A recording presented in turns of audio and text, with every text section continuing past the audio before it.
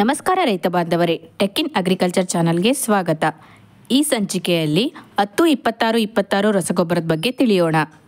10-26-26 ಒಂದು ಕಾಂಪ್ಲೆಕ್ಸ್ ರಸಗೊಬ್ಬರ ಆಗಿರುತ್ತೆ. ಹೆಚ್ಚು ಬಳಕೆಯಲ್ಲಿರುವಂತಹ ಕಾಂಪ್ಲೆಕ್ಸ್ ರಸಗೊಬ್ಬರಗಳಲ್ಲಿ ಇದು ಕೂಡ ಒಂದು ಅಂತ ಹೇಳ್ಬೋದು.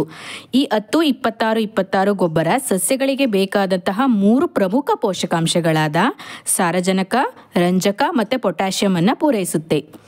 ಈ ಗೊಬ್ಬರದಲ್ಲಿ 10% ಸಾರಜನಕ, 26% ರಂಜಕ ಮತ್ತು 26% ಪೊಟ್ಯಾಷಿಯಂ ಪೋಷಕಾಂಶಗಳು ಇರ್ತವೆ.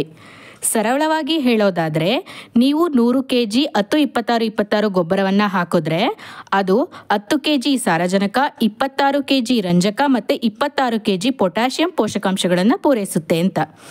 ಈ ಗೊಬ್ಬರದಲ್ಲಿ ಹೆಚ್ಚಿನ ಪ್ರಮಾಣದಲ್ಲಿ ರಂಜಕ ಮತ್ತು ಪೊಟ್ಯಾಷಿಯಂ ಇರೋದ್ರಿಂದ ಮುಖ್ಯವಾಗಿ ರಂಜಕ ಪೊಟ್ಯಾಷಿಯಂ ಒದಗಿಸುವಂತಹ ಗೊಬ್ಬರವಾಗಿ ಬಳಸಬಹುದು. ಈ ಗೊಬ್ಬರದಲ್ಲಿ ರಂಜಕ ಹೆಚ್ಚು ಇರೋದ್ರಿಂದ ಇದನ್ನು ಸಸ್ಯದ ಬೆಳವಣಿಗೆಯ ಮೊದಲ ಹಂತಗಳಲ್ಲಿ ಬಳಸಬಹುದು. ಇದರಿಂದಾಗಿ ಬೇರುಗಳ ಬೆಳವಣಿಗೆ ಚೆನ್ನಾಗಾಗುತ್ತೆ.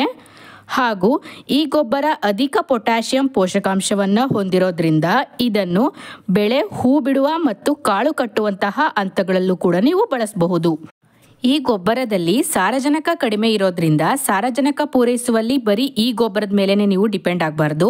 ಇದರ ಜೊತೆಗೆ ಸಾರಜನಕ ಪೂರೈಸುವಂತಹ ಗೊಬ್ಬರಗಳಾದ ಯೂರಿಯಾ, ಅಮೋನಿಯಂ ಸಲ್ಫೇಟ್, CAN ಗೊಬ್ಬರಗಳನ್ನು ಕೂಡ ನೀವು ಬಳಸಬೇಕಾಗುತ್ತೆ.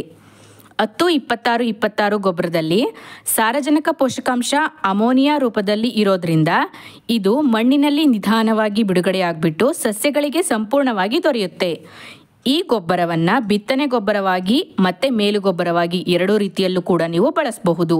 ಹಾಗೂ ಹಣ್ಣಿನ ಬೆಳೆಗಳ ಸಸಿಗಳ ಶುರು ಹಂತದಲ್ಲಿ ಇದನ್ನು ನೀರಿನಲ್ಲಿ ಮಿಶ್ರಣ ಮಾಡಿಬಿಟ್ಟು ಡ್ರೆಂಚ್ ಕೂಡ ಮಾಡಬಹುದು. ಈ ಗೊಬ್ಬರವನ್ನು ಹೊಲದ ಬೆಳೆಗಳು, ದ್ವಿದಳ ಧಾನ್ಯ ಬೆಳೆಗಳು, ತರಕಾರಿ, ಹಣ್ಣುಗಳು ಈ ಎಲ್ಲ ಬೆಳೆಗಳಲ್ಲೂ ಕೂಡ ಶಿಫಾರಸ್ಸಿಗೆ ತಕ್ಕಂತೆ ಬಳಸಬಹುದಾಗಿದೆ. ಈ 10-26-26 ಗೊಬ್ಬರ ಪ್ರಮುಖ 3 ಪೋಷಕಾಂಶಗಳಾದ NPKಗಳನ್ನು ಒದಗಿಸುತ್ತೆ. P ಮತ್ತು K ಹೆಚ್ಚು ಇರೋದ್ರಿಂದ ಹೂ ಬರುವುದು ಮತ್ತು ಕಾಯಿ ಕಟ್ಟುವುದಕ್ಕೆ ಹೆಚ್ಚು ಪರಿಣಾಮಕಾರಿಯಾಗಿರುತ್ತೆ. ಇದನ್ನು ಎಲ್ಲ ರೀತಿಯ ಮಣ್ಣಿನಲ್ಲೂ ಕೂಡ ಬಳಸಬಹುದಾಗಿರುತ್ತೆ. ಈ ಗೊಬ್ಬರ ಯೂರಿಯಾ ಮತ್ತು MOP ಗೊಬ್ಬರದೊಂದಿಗೆ ಹೊಂದಾಣಿಕೆಯಾಗುತ್ತೆ. ಆದರೆ ಮಿಶ್ರಣ ಮಾಡಿ ಸಂಗ್ರಹಣೆ ಮಾಡಬಾರ್ದು, ಆ ದಿನವೇ ಉಪಯೋಗಿಸಬೇಕಾಗುತ್ತೆ.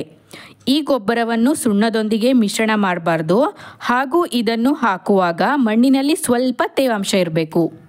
ಈ ಮಾಹಿತಿ ಇಷ್ಟವಾದಲ್ಲಿ ವಿಡಿಯೋವನ್ನು ಲೈಕ್ ಮಾಡಿ, ಶೇರ್ ಮಾಡಿ, ಹಾಗೆ ಟೆಕ್ ಇನ್ ಅಗ್ರಿಕಲ್ಚರ್ ಚಾನಲನ್ನು ಸಬ್ಸ್ಕ್ರೈಬ್ ಮಾಡಿ. Thank you.